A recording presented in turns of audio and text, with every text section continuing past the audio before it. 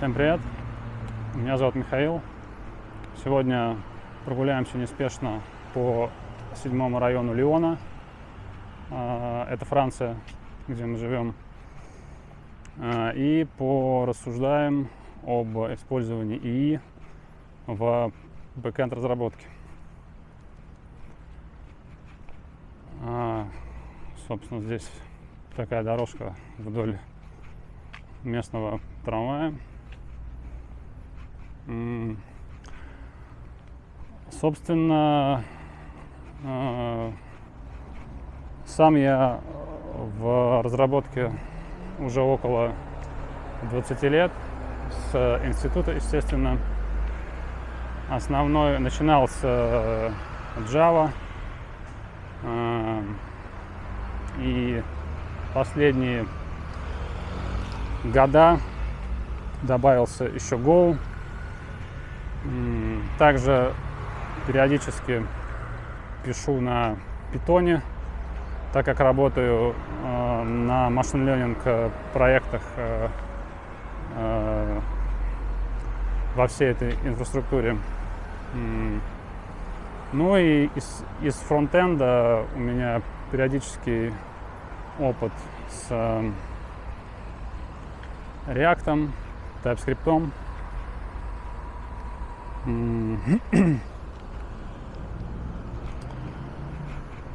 Собственно, насчет ИИ в бэкэнд разработке. Действительно, если убрать весь хайп и все эти видосы, которыми завален YouTube, про то, как уже ИИ заменяет или заменил бэкэнд всех программистов. Собственно, если убрать этот хайп, то и прикинуть, какие изменения ИИ внес, естественно, я бы сказал, поменялось все достаточно радикально. То есть,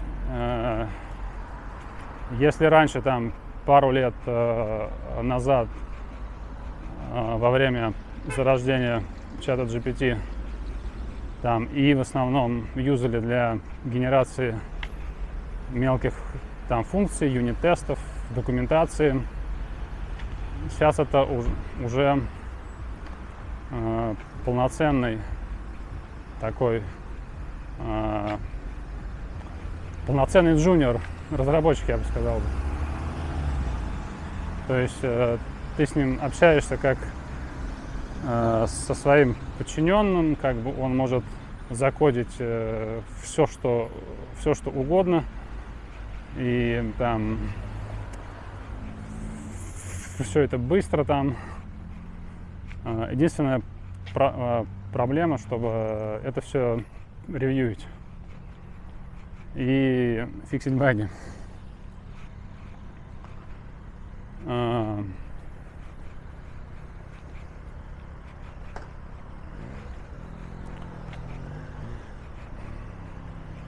Соответственно, как сейчас выглядит разработка, что ты описываешь архитектурно, что надо сделать, задачу, либо можешь вообще не описывать и надеяться, что он все правильно сделает с первого раза. Что не происходит, естественно, обычно. И затем ждешь, когда это все сгенерится. Ну и дальше, если даже это билдится и запускается, то ревьюешь код, обычно находишь какие-то отклонения от твоей архитектуры. Далее в полуручном режиме это фиксишь и выкладываешь на какое-то тестовое окружение, стейджинг, так называемый. И дальше ручками, либо, опять же, автотесты, регрессион тесты и так далее.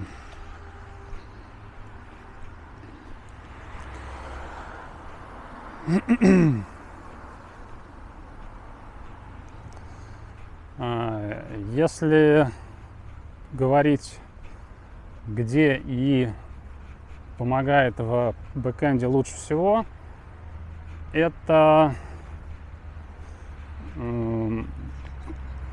прежде всего это разные boilerplate сущности типа DTO, мапперы, REST хендлеры. То есть это прям избавляет от этого гемора, когда ты раньше это все копипастил, там допускалось, естественно, опечатки, это все могло улететь в прод и вернуться в виде багов там через несколько дней. Собственно, все последние модели такие механические задачи решают без глупых опечаток там и так далее. Далее, естественно, это генерация юнит-тестов.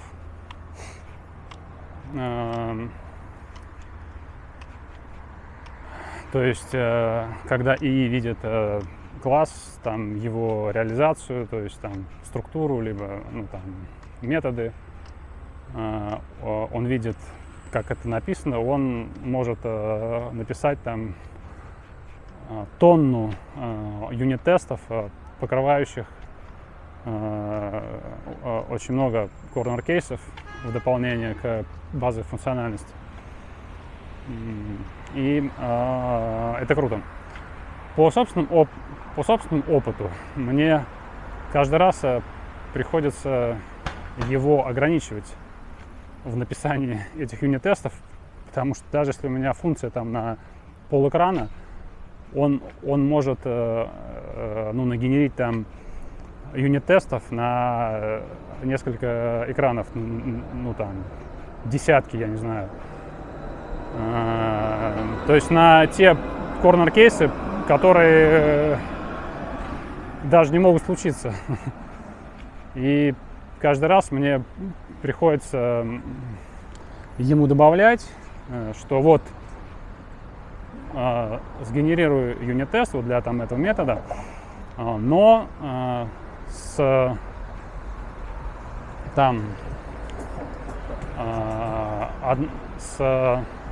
одним тестом на Happy Path, так называемый, и пару тестов на Corner Case. Далее уже я смотрю, что получилось, и либо вручную подправляю, либо оставляю так и до следующих изменений.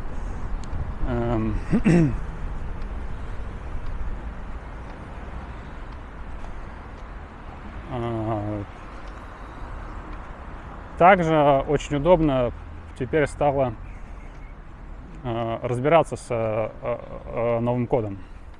То есть, если какой-то большой legacy проект, если раньше ты должен был это все руками, то есть открывать, смотреть, там, навигироваться во все внутренние классики, там, структуры, там, функции, то сейчас ты просто задаешь конкретные вопросы, там вот, как работает там вот этот обработчик, то есть что он вызывает, то есть какие сайд-эффекты происходят. Дальше, как, собственно, ты можешь откинуться на спинку стула, как нам говорила великая Windows 7 или какая-то там, и ждать, когда роботы сделают свою работу, собственно. Ну и получить готовый ответ уже на конкретный вопрос. Что еще?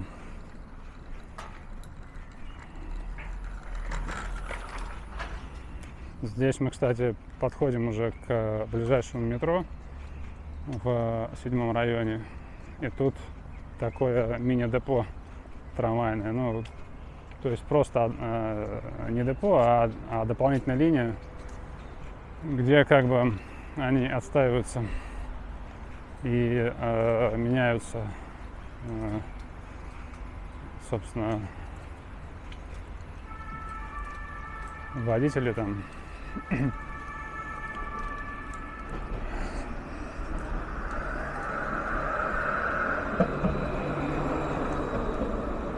Ну и под завершение этого видео я бы назвал, что с ИИ стало очень круто искать root cause, причины инцидентов, багов там, потому что можно выдвинуть, предложить ему несколько гипотез, и, соответственно, дальше он, проверяя код, все это верифицируя,